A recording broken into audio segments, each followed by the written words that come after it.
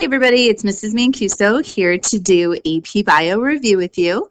We have moved on to Unit 3, and Unit 3 has a lot in it. It's got enzymes and photosynthesis and respiration, so please feel free to do this in parts and pause it as you need, okay?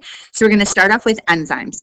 So what is the role of an enzyme and how does it perform this function? So the role of an enzyme is to speed up a reaction. And it does this because it provides an alternate pathway. So sorry, I'm not going to write every single word on here, but if you need to pause me so that you can really get everything down. That alternate pathway makes it more likely for the molecules to collide. And by doing that, since it's easier for them to collide, you are lowering the activation energy. So think back to chemistry. The activation energy is the energy needed for your molecules to collide with just the right orientation and just the right energy. So if you have an enzyme, you're bringing the molecules together, usually due to its shape, and making that reaction happen quicker.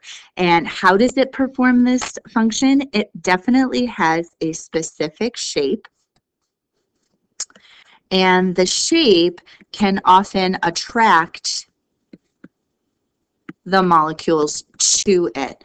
So sometimes there are cofactors, which are little metal ions that have a positive charge, and those really are able to draw in the substrates. All right, so shape is going to be really important in this process.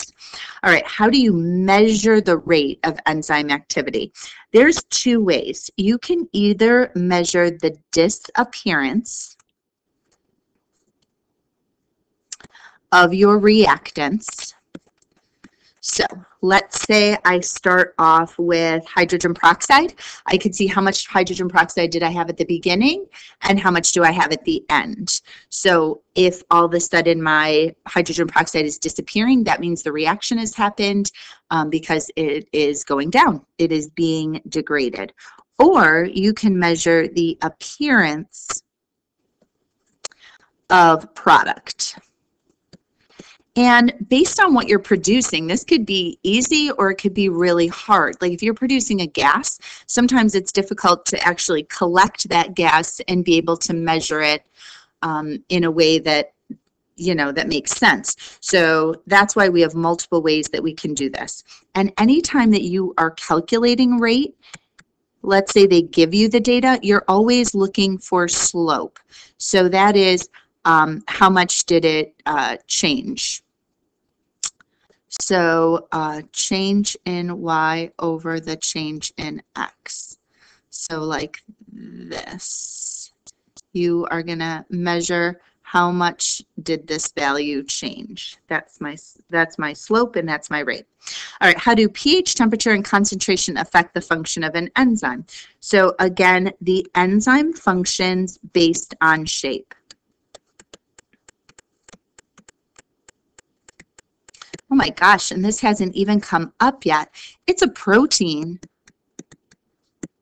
And because it's a protein, it has all those levels, primary, secondary, tertiary, and maybe quaternary, but it at least has those 3 levels of shape, which means that it has its amino acids in order, it has either an alpha helix or a beta pleated sheet, and then it folds in a very specific way. If you alter the pH, the temperature, or the concentration, you are going to potentially change the shape of the enzyme. So pH. If you have a low pH, then you have an acid, which means you've increased the amount of H pluses, which means you're going to change the overall 3-dimensional shape. So let's say that this is the shape of my enzyme.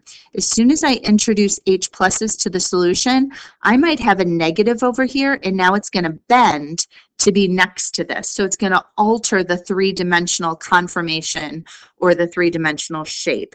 If you have a very high pH, because you have a base, you're increasing the OH minuses. So again, you're going to change the 3-dimensional shape because of these attractions of charges. All right, temperature. when you increase the temperature, you can break hydrogen bonds and any other type of intermolecular forces based on how much heat you are adding. And so that's also going to change the three-dimensional shape. These alter the secondary and tertiary levels of conformation of a protein, not the primary, because the primary is the covalent bonds between them, but it definitely will alter the secondary and tertiary, which is responsible for the overall shape. All right, concentration. If you increase the concentration of an enzyme, you are going to be able to increase the rate, but you can't go past the maximum. It's only going to be able to work so fast, and it's going to be limited by your substrate. So what I mean by that, let's say we've got this enzyme here, and it works on these are my substrates. If I increase the enzymes, now I have more of these to work on my substrate. But if all of a sudden I run out of substrate, it really doesn't matter if I add more enzyme. It can't work any faster because I ran out of the reactant. All right, what are cofactors and coenzymes? So cofactors are small metal ions that help attract substrates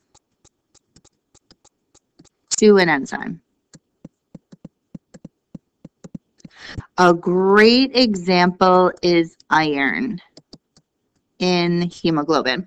So hemoglobin attracts oxygen, and oxygen's negative, and so it's drawn right into that iron. So hemoglobin actually has quaternary structure. It has 4 polypeptides that make up its structure, and inside each one of them is that positive ion. So oxygen, being negative, is drawn into that +2 to -2. So you can draw in and carry 4 oxygens for every hemoglobin. All right, a coenzyme is a large organic molecule that assists enzymes. And I'm going to put here my cash money sign, because the best examples I can show you are NADH and FADH2. And they carry H pluses and electrons. And so they will carry them back and forth from one reaction to another. You know, they are super important in mitochondria and in chloroplasts to do respiration and photosynthesis. So coenzymes help out enzymes by carrying those hydrogen ions and electrons back and forth. All right, explain how competitive and non-competitive inhibition regulate enzyme reactions. All right, so if this is my enzyme and this is my substrate, it fits in right there, I could have a competitive inhibitor. And my competitive inhibitor would be able to fit in that exact same spot. So competes for the same active site as my substrate. All right, so that's why it's competitive. It's going for the same spot. But if I have a non-competitive inhibitor, this can be my non-competitive inhibitor. It binds to a different site. So an enzyme that has 2 sites like this, we call it an allosteric enzyme. And basically, when this non-competitive one joins, it will change the overall shape of the enzyme, making the substrate active site unavailable. So essentially, this is a way of turning your enzyme off. So it can be another molecule. This is really common for medications. So a medication, you take the medication and it turns off the enzyme and makes you no longer do the regular reaction. So if it was something like, oh, this reaction caused me to have a rash, I want to turn off that enzyme. And so my non-competitive inhibitor will bind at a different site and turn off my enzyme. All right, how are products and intermediates used to regulate reactions? Okay, so let's just draw out a little reaction. Well, I guess this is a big reaction. Okay, here's my reaction, and each one of these uses an enzyme. So enzyme 1 does changing A to B, and enzyme 2 changes B to C, and enzyme 3 changes C to D, and enzyme 4 changes, well, it does both of these. It changes D into E and F. So I can have what's called feedback, which is a way so that you do, so I'm going to just put here, prevents waste of energy and materials. So basically, let's think about the human body. There is no need to be doing a certain reaction, like let's say it is an enzyme to break down some food. If you don't eat that food, why would you bother waste making the enzyme? If you haven't eaten it, there's no need for it. So at any point along the way, you can stop a reaction if your product binds to your enzyme. So let's say I want to turn it off right at the beginning. So let's say I start making too much B. If B can bind to enzyme 1, so here's enzyme 1, and here's how A fits in. And when A is made into B, B is right here. Whoops. Oh, goodness gracious. My little pen moved. Let me try that all over again. All right, here's enzyme 1. Here is where A fits in. The reaction changed A into B. And now if B can bind at another site on here, it will stop enzyme 1 from working. And that's just if I built up too much B. So if I build up too much B, I must not be doing all of these other steps. So I'm not going to have a lot of C, D, E, or F. But as my body starts using up B, this is used, this is used, this is used. Now I'm going to stop blocking number 1, and I'm going to start making more B.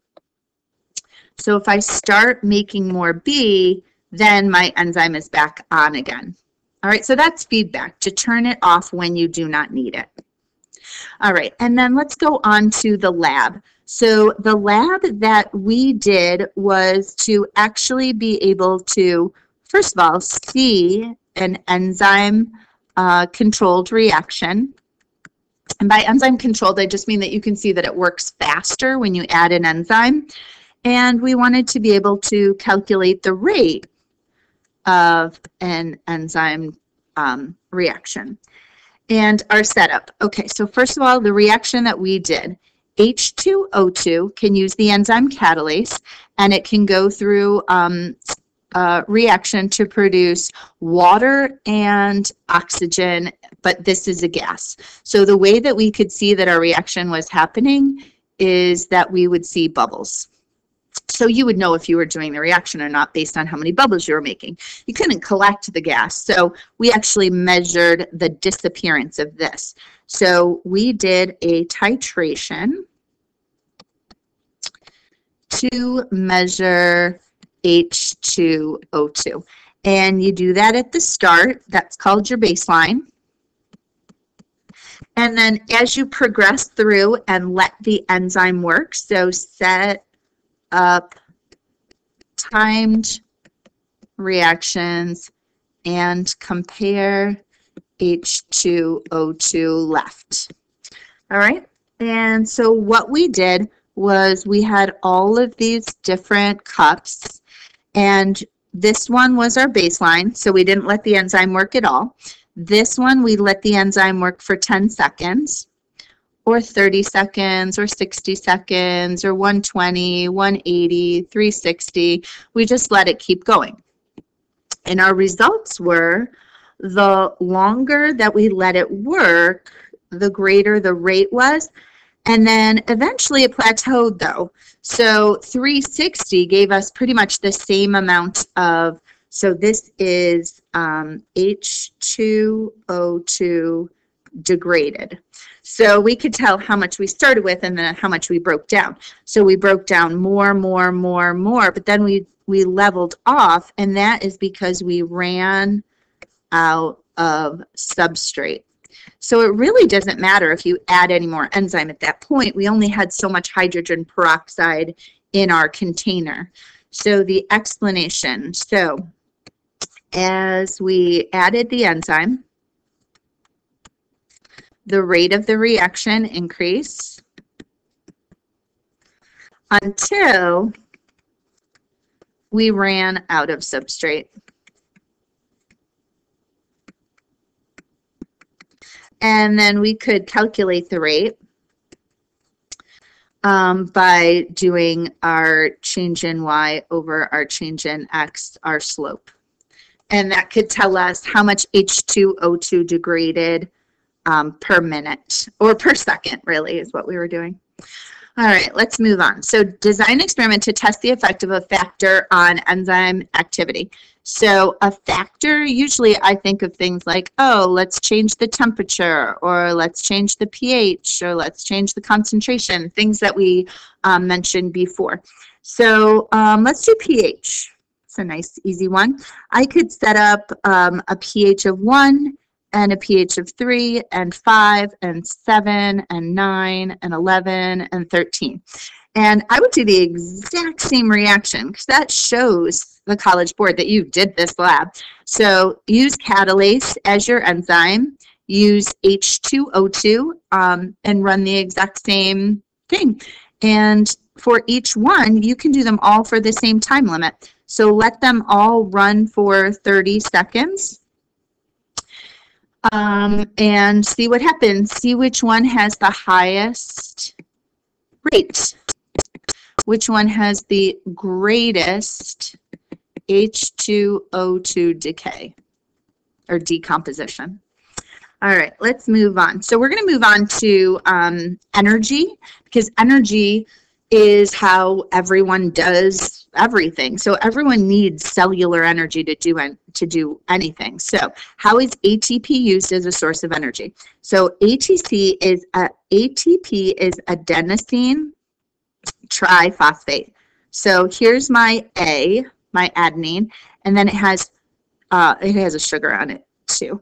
And then it has 3 phosphates. So 1, 2, 3. Now, every phosphate group is PO4. So it looks like this. Negative, negative, negative, negative. So if this is negative and this is negative and this is negative, they really don't want to be near each other. So these are very high energy bonds.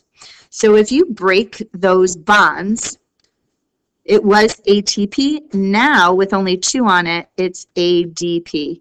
And this is what we call PI, or inorganic phosphate. So if you break that bond, you are going to be releasing energy. So we can use this released energy to do all sorts of different reactions in our body. And the way that we do that is we couple reactions.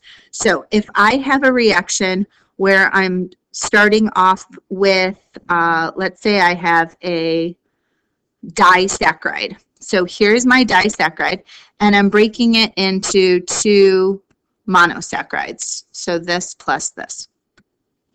So because I have broken it, I am doing dehydration. Oops, sorry. I'm doing hydrolysis because I'm breaking. Hydrolysis. So breaking apart. So because I am doing this, I am going to release energy. And so when you release energy, that's an exergonic reaction. So I'm going to couple this reaction, meaning at the exact same time, I'm going to do another reaction. And this reaction is going to use the energy released by this one. So I'm going to take ADP and PI, and I'm going to go ahead and put together ATP. So basically, this is what you eat. You ate a sugar, you digested it into monosaccharides, and that process gives you energy. So, and then you can even break these down even further and get yourself more energy within the mitochondria. So you always want to couple an exergonic with an endergonic reaction. And this production is called substrate level phosphorylation. So phosphorylation is making ATP. And if you're doing it just because you broke something else down, so you might as well build ATP, that's substrate level. All right, moving on to photosynthesis. I first need to tell you that this diagram really is not part of the AP this year, but there are things that come up. So I'm just going to talk about the things that come up. So first of all, this layer I here, this is my palisade mesophyll. So this is a leaf. So as we move into photosynthesis, we got to talk about where is photosynthesis happening. So in the green areas of a plant, obviously, is where that chlorophyll is. So the palisade mesophyll, if you think of the light shining down on here, this initial layer, so G and H, the cuticle and the upper epidermis, they don't really have chloroplast, so they're not really doing photosynthesis, but the light is being absorbed by the chloroplast in this region first. So that area is doing the most photosynthesis of all. This area J, that's my vein. That's what has xylem to carry water and phloem to carry sugars. So veins are going to be really important transport structures in any sort of plant that has any sort of height to it. You're going to need vascular tissue. So that's my vascular tissue to transport water and to transport sugars. And then down here, C is super important. That's a stomate. And so stomate is how air can go in or out. So if you think about this as being a plant, obviously carbon dioxide's got to come in because I need that carbon to do the Calvin cycle to make some sugars. And the light reaction produces oxygen gas, and I need that oxygen gas to get out. Really, because Rubisco, that enzyme, Rubisco, you know, I like to say it that way, that is going to interrupt and do photorespiration if there's too much oxygen present. So we don't want that to happen. So the stomates being open allow the oxygen to come out. All right, moving right along. What causes stomates to open and close? So first of all, the water potential of the environment is a huge factor. The lower the water potential, so the more negative the number is, then that means your air is very dry. That means your plant will lose water. So, first of all, if a plant is in an environment with a super low water potential, if it has the capacity to close its stomates, it will. And usually it's all about potassium ions. So if this is my guard cell, and here's another guard cell, so here, this is my lower epidermis of my leaf, and here's my stomate. Here's my opening. This is where gases can go in and out. These guard cells, when they are full of water, this is open. So I've got H2O in here and H2O in here. So if you have K+ ions go into your cells, then water will follow and go into your cells. So think about it as becoming more hypertonic. The more ions that enter, the more water that enters, trying to balance it out and move that water. When it's full of water, the stomate is open. If you are in an environment where the water potential is low, then all of a sudden the K+ ions are going to go out, and then the water will go out. And so as the water goes out of these cells, this stomate closes. So that's how stomate control happens. All right, moving right along here. What's the formula for photosynthesis? So photosynthesis, a plant is going to use carbon dioxide and water, and it's going to build sugars, so C6H12O6. In the process, when it splits water, it makes oxygen gas. And, you know, as a chemistry teacher, I feel the need to balance this formula, so I would need 6 of those, and 6 of those, and 6 of those to make 1 glucose. All right, diagram of the light reaction. Okay, so first of all, here is my chloroplast. All right, within the chloroplast, I have these stacks of membranes. Actually, I want to draw this top one a little larger than that. Okay, these stacks are called grana, and a grana has a thylakoid membrane,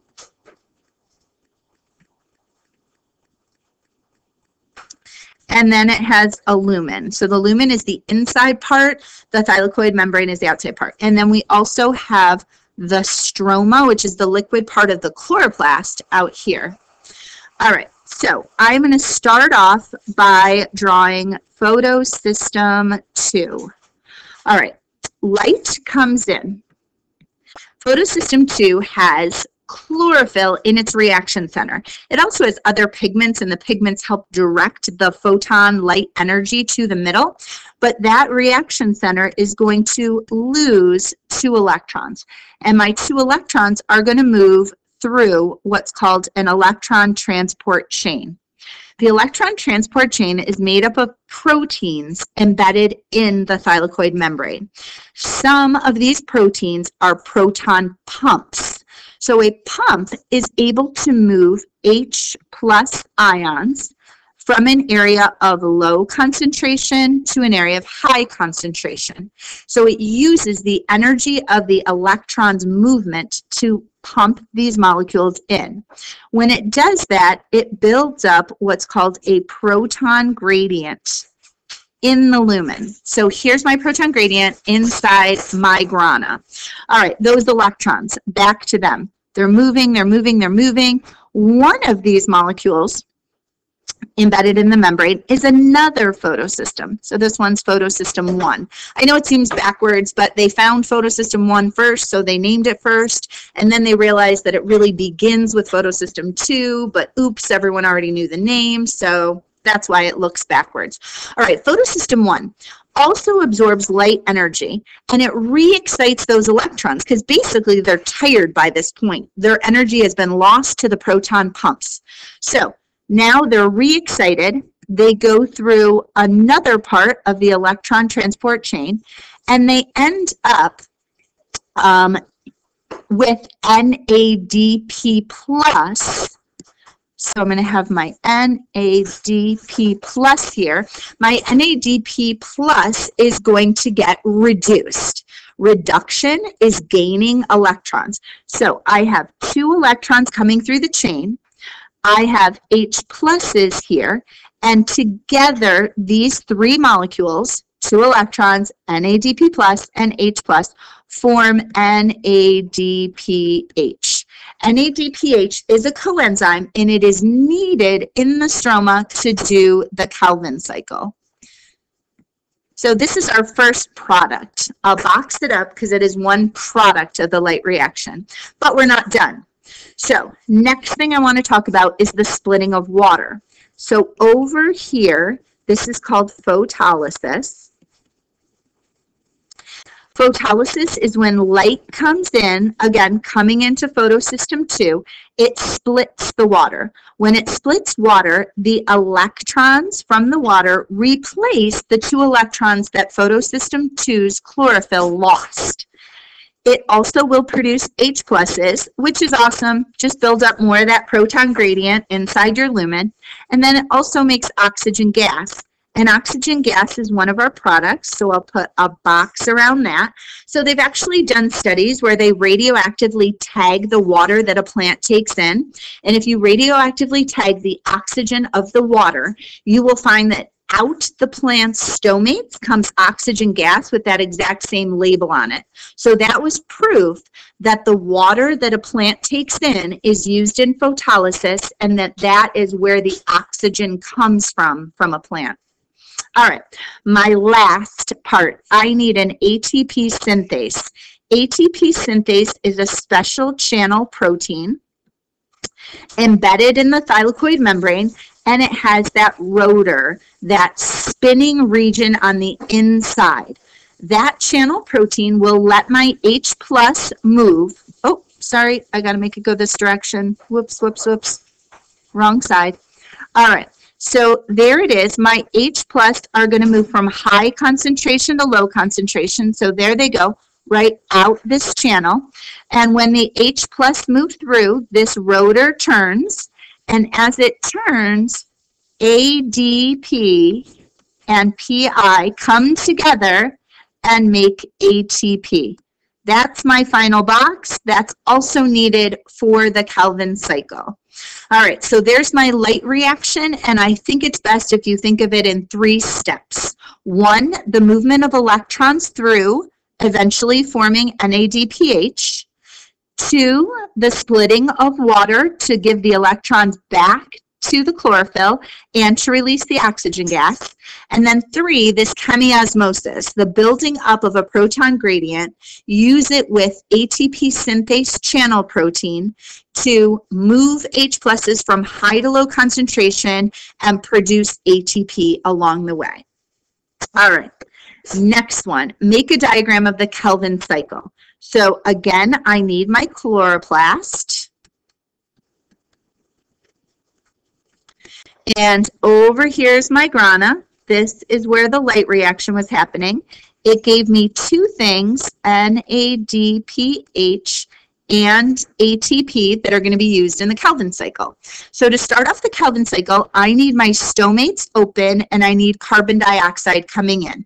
You know I like to do these little dots for the carbons. Those dots represent just how many carbons are coming in. So I have an enzyme, Rubisco, over here, that is doing carbon fixation. So to fix something means to take it out of the air and make it into an organic molecule. What does it get fixed to? RUBP. RUBP is a 5-carbon sugar, so 1, 2, 3, 4, 5. So you connect the 2 of these. This is step 1, carbon fixation. When you do this, you are going to join them together, but they don't stay together. They break apart right away. They form what's called PGA. If I had 6 of these coming in and 6 of these already in my cell, I would make 12 PGAs because they're only 3 carbons each. And then that goes through step 2, which is reduction. This step is going to use the NADPHs and use the ATP, and it's going to make the good stuff. I call the good stuff G3Ps. And it's a 3-carbon sugar that can be made into glucose. So if I use 2 of the 12 to make 1 glucose, 1, 2, 3, 4, 5, 6 carbons in my glucose, I have 10 left over. Those 10 G3Ps go through the 3rd step, which is regeneration, to make more RUBPs. I will not be able to have a cycle unless I actually get more RUBPs back. So that's why this is the Kelvin cycle. This regeneration step is also going to need additional ATP coming in to work. All right, number 6, photorespiration. So photorespiration is when Rubisco, that enzyme, does something terrible. Instead of noticing that oxygen doesn't have a carbon, it actually fixes oxygen. So that's annoying because there's no way you're going to be able to make PGA or G3Ps if you don't have that carbon. So it's not helpful at all. It makes an intermediate that's not sugar, and it has to be broken down. So it's a waste of energy. So Rubisco fixes O2 instead of CO2. It is a waste because you get no G3Ps from it. So why would it ever do it? It does this when O2 is in high concentration. O2 only builds up if you close your stomates. So let's say you live in a really hot, dry area. You're going to open your you're going to close your stomates, because when your stomates are open, you are letting out too much water, and you don't want to let out too much water. You're going to dehydrate and die. So plants that are really good at avoiding this are C4 plants and CAM plants, and they avoid photorespiration because they have a new enzyme. This new enzyme is called PEP carboxylase. And this is the first to fix carbon dioxide. And it doesn't screw up. It doesn't do photorespiration like Rubisco does. So that's why it is avoided. That's why it's awesome. That's why it's better. All right, moving on to our photosynthesis lab. So I'm going to use blue because DPIP is blue. So this is a blue dye that can be reduced in the light reaction. So basically, it's going to replace our NADP+. So here's my electrons moving through the chain. And instead of reducing NADP+, it's going to reduce DPIP. DPIP, when it gets reduced, is going to change from blue to clear. So this is what I'm going to do. I am going to set up my little cuvette. A cuvette is just a little tube that you can put into a spectrophotometer. And that is going to measure light. So this is going to measure either the transmittance or absorbance of light. All right, so what I want to do is I want to add my green. This is going to be my spinach chloroplasts. So you blend it up and you make a nice little juice and you add that in there. And then you add your blue, which is your DPIP. And you shine a light on it and you let it do photosynthesis. And usually you got to put like something here that is going to be a heat sink because you don't want it to get too hot. So we usually put like a little thing of water there so that you don't denature any of your spinach. And over time, if you get a measure, we'll do transmittance first. So transmittance means how much light could go through it. So at the beginning, the transmittance is really low because it is dark in color. But as time goes on, the transmittance is going to increase. That is because it goes from blue to clear. So clear is going to give you high transmittance because it is a very light color. All right, now let's do absorbance.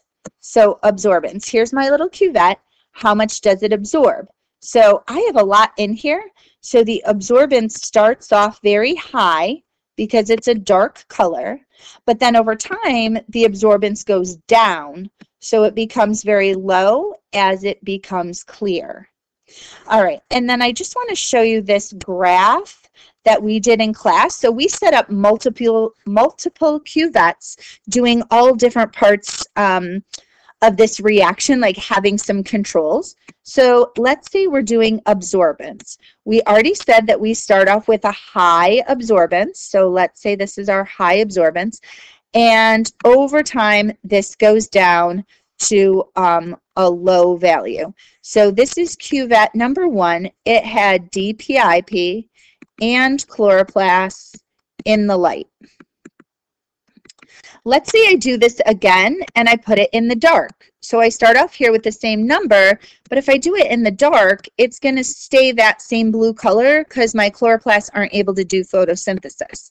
So this would be DPIP and chloroplasts in the dark. Dark tells me no light reaction, so I'm not able to reduce my DPIP, so it doesn't turn clear. Maybe it goes down like a tiny little bit, and this would be due to human error because as you go and put it into your spec, you might let a little bit of light shine on it. So maybe it goes down a little bit. All right, let's say I have one that I didn't add the blue to. I start way down here at a green level. So this could be my number 3. I have chloroplasts, but I have no DPIP. If there's no DPIP, there's not going to be a change because there's nothing in there to change color. And my last one, let's say I have blue color, so it's not as high as when I combine blue and green, but that also would just stay right here. This could be my number 4. This is only DPIP.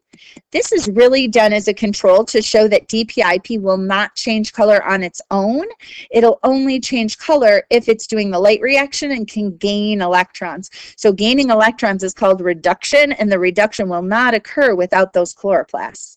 So that was the lab that we did. I also think it's a great one for the AP to ask about because, again, they want to know that you're doing these experiments and that you remember what you did and what you tested.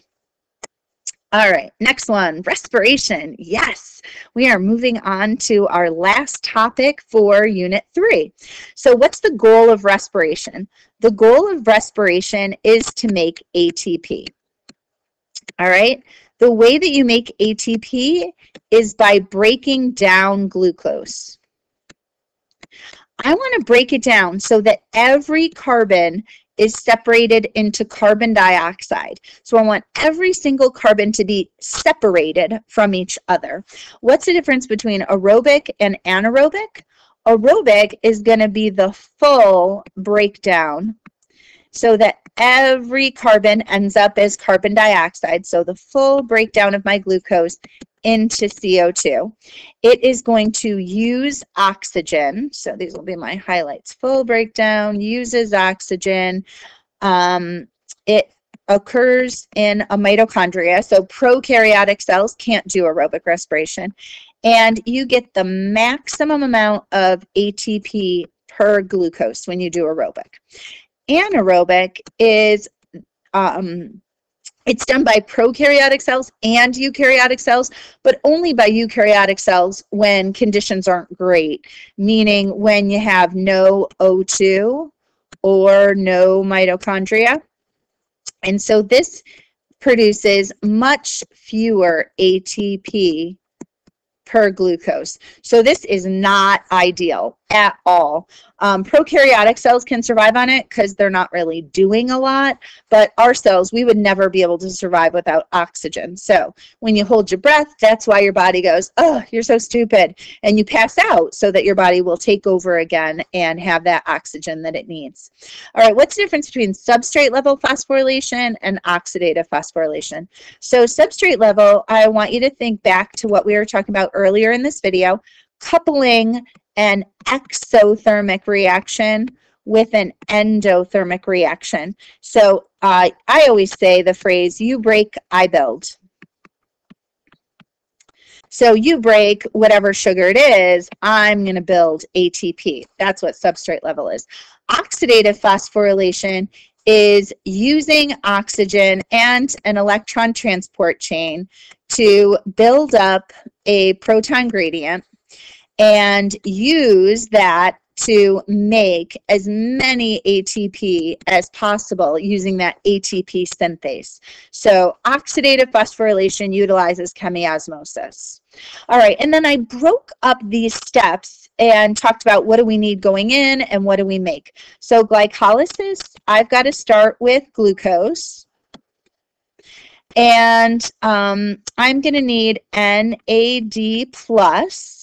And I'm going to break the glucose into 2-pyruvate.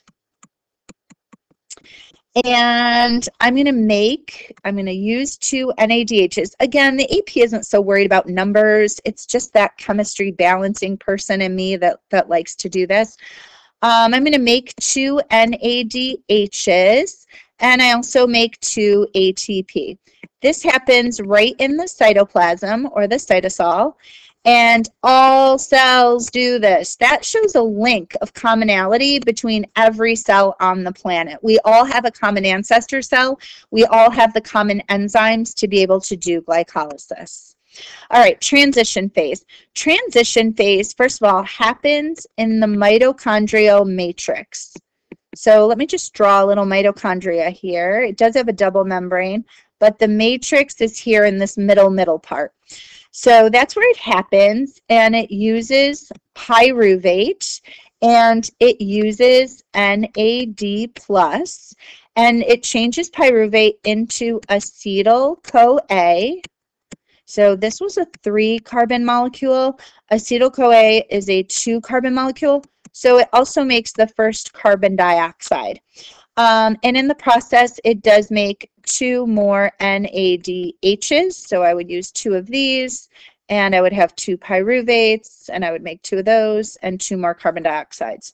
All right, it does not give you any energy, but it does give you more NADHs. So I always say build up the cash money because we're going to turn it in the end. All right, Krebs cycle. This also happens in the matrix.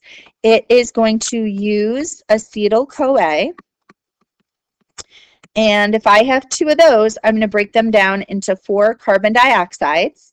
It'll give me 2 more ATP in the process, but it gives me an awesome number, 6 NADHs. So I need 6 NAD pluses going in, and it'll give me 2 FADH2s. And that means I need 2 FADs going in. So great thing about this is that I build up a lot of coenzymes. My NADH and my FADH2 are what's going to be able to do oxidative phosphorylation, my last step. So if you count them up, I have 6, 7, 8, 9, 10 NADHs. I have 2 FADH2s. And I need oxygen for this step as well. So my NADHs, each one is going to donate H pluses to the electron transport chain. So this really happens in the cristae. That membrane is what has the inner mitochondrial membrane is what has the electron transport chain. Every NADH can give me 3 ATP. So those NADHs are going to give me 30 ATP. This one is going to donate a little later down the chain, and it also donates the H pluses, but 2 each, so that's going to give me 4 more ATP. The oxygen is at the end of the electron transport chain, and when it accepts the electrons, it forms water. All right, so this is how you get your maximum amount of ATP, and it uses the process of chemiosmosis, which means you want to build up your proton gradient, which means you need to have ATP synthase, that special channel protein, working in your mitochondrial inner membrane called the cristae. All right, what's the purpose of fermentation? So fermentation, the goal is to change NADH back into NAD+. So the goal is to regenerate NAD+ for glycolysis. So glycolysis needs NAD+, and if you keep doing glycolysis and making more NADH, you're not going to be able to start over again. So fermentation takes pyruvate and changes it either into alcohol or lactic acid, which both of those are garbage. Like, that's definitely not the goal at all. But in the process, it takes NADH and changes it into NAD+, and then that NAD+ can go through glycolysis again and make more ATP for you. So the goal is to be able to still do glycolysis by getting your NAD+ back. All right, how many ATP are made in a human cell under aerobic respiration per glucose? And then how much under anaerobic? So they say that you can get a maximum of about, let's say, 34 to 36. And you might be saying, wait a minute, Myrm, if I go back and do the math, it might be more than that. But actually, maybe we'll only end up getting like 30 ATP per glucose. It's still a ton, but some ATP is used to move the NADH into the mitochondria. So I call that shipping cost. There's a little bit of shipping cost to be able to do that. So you don't always get the maximum amount as if you counted them up from each step.